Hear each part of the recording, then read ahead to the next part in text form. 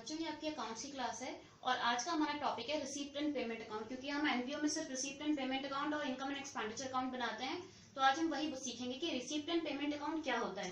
बेटा receipt and payment account एक तरीके का कैश बुक होता है। जैसा कि हम पूरे साल कैश बुक्स बनाते हैं वैसे ही हम ये रिसीप्ट एंड पेमेंट अकाउंट बनाते हैं। रिसीप्ट एंड पेमेंट अकाउंट में सिर्फ कैश ट्रांजेक्शन्स रिकॉर्ड होती हैं।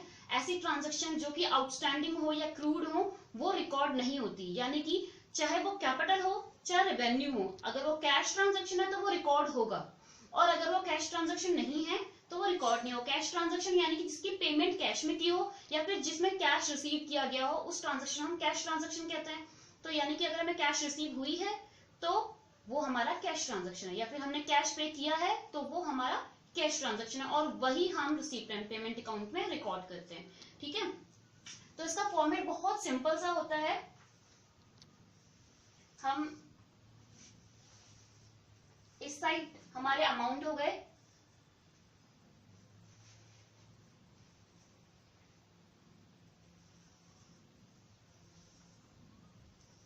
ये हमारा अमाउंट का कॉलम हो गया, ये भी हमारा अमाउंट का कॉलम हो गया। यहाँ आएंगे हमारे रिसीप्ट्स। एक रफ स्केच बना के दिखा रही हूँ मैं आपको, बाकी फॉर्मेट भी अभी दिखाऊंगी, पूरा कंप्लीट फॉर्मेट।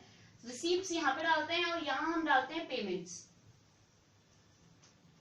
हमारी स्टार्टिंग जो ओपनिंग बैलेंस होता है वो cash in hand and cash at bank से होता है,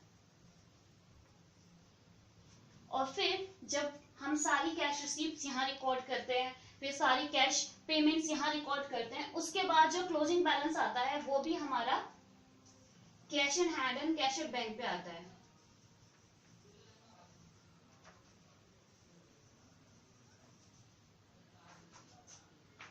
और कभी कभार ऐसा होता है कि जो हमारा क्लोजिंग बैलेंस होता है वो यहाँ नहीं आता, वो इधर ही साइड आता है। दैट मीन्स हमेशा हमने देखा है ना कि अगर सेम साइड आ रहा तो वो लॉस है ना।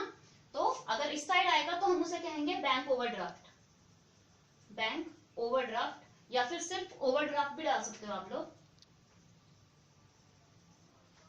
समझ आया? तो अब हम फॉर्मेट देखते हैं और फॉर्मेट के हिसाब से समझते हैं कि रिसीप्ट एंड पेमेंट अकाउंट होता कैसा है। ठीक है, तो बच्चों ये है आपका रिसीप्ट एंड पेमेंट अकाउंट का फॉर्मेट। और जैसे कि आप देख रहे हो डेबिट साइड में ऊपर है टू बैलेंस, यानी कि टू ओपनिंग बैलेंस कैश में और बैंक में। उसके बाद हमने revenue, subscription, general donations to sale of newspaper, यानी कि सभी हमारे रिवेन्यू रिसीप्ट्स में ही आते हैं।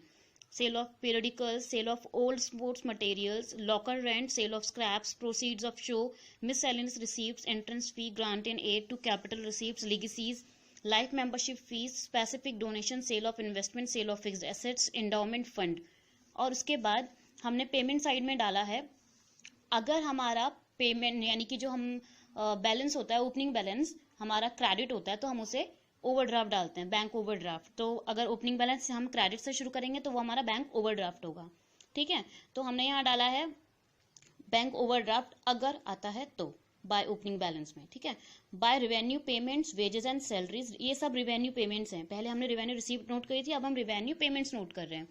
तो रिवेन्यू पेमेंट्स में है wages and salaries, rent, rates and taxes, insurance, printing and stationery, postage, advertising, sundry expenses, telephone charges, audit fees, honorarium, conveyance, newspapers, repairs, by capital payments, purchase of fixed assets, purchase of investment और fixed deposits.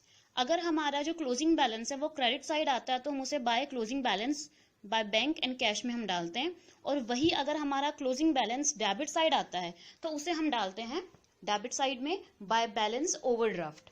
ठीक है, क्योंकि ये हमारा overdraft एक तरीके का loss होता है। तो आपको समझ में आ गया, ओपनिंग बैलेंस डेबिट से शुरू करते हैं और क्लोजिंग बैलेंस क्रेडिट में आना चाहिए। ओपनिंग बैलेंस अगर हमारा क्रेडिट में आ रहा है तो वो ओवरड्राफ्ट होगा, और अगर क्लोजिंग बैलेंस हमारा डेबिट में आ रहा है तो वो हमारा ओवरड्राफ्ट होगा। ठीक है, तो ये है हमारा receipt and payment account, simple सा कैश ट्रांजैक्शंस वाला, जो कि मैंने बताया था समरी ऑफ कैश अकाउंट होता है। तो अगर इस सब में कोई डाउट हो, कोई प्रॉब्लम हो या क्वेश्चन सॉल्व करने में कोई दिक्कत आ रही हो तो आप लोग मेरे से पूछना। ठीक है।